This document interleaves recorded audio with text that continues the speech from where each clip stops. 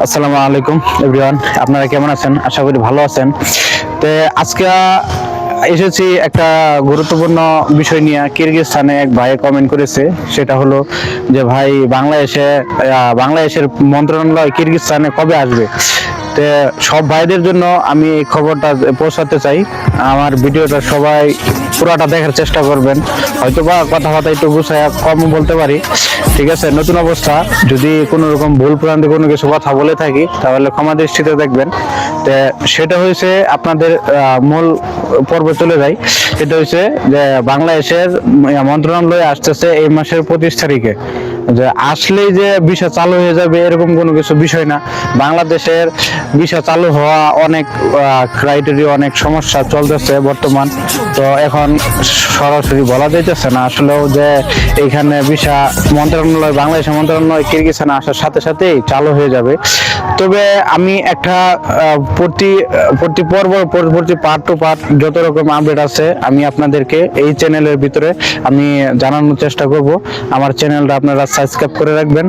আর যে লোকটা 25 তারিখে আসতেছে বাংলাদেশের মন্ত্রণালয়, আসার পরেই ভিসা চালু হওয়ার সম্ভাবনা একদম নাই, কিন্তু যদি চালু হয় তাহলে আপনারা এই চ্যানেলে আপডেটটা পাবেন।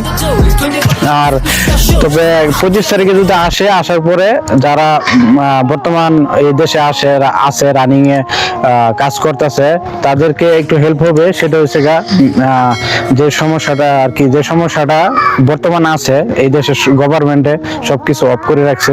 সেটা হচ্ছে এই দেশের যাদের ভিসা আছে তাদের আর কি ভিসা রেনু হওয়ার সম্ভাবনা একদম নাই। যদি বাংলাদেশের মন্ত্রণালয়ে আসার পরে যদি এই দেশের সরকারে যদি এই কথা বলে সবকিছু ঠিকঠাক করে তাহলে যদি ভিসা রেনু করার সিস্টেমটা চালু হওয়ার সম্ভাবনা থাকতে পারে।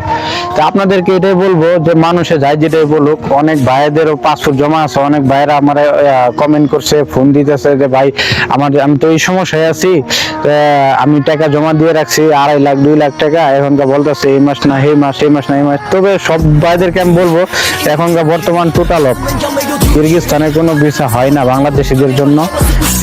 শুধু আছে এটা হচ্ছে ইন্ডিয়ার শ্রীলঙ্কা।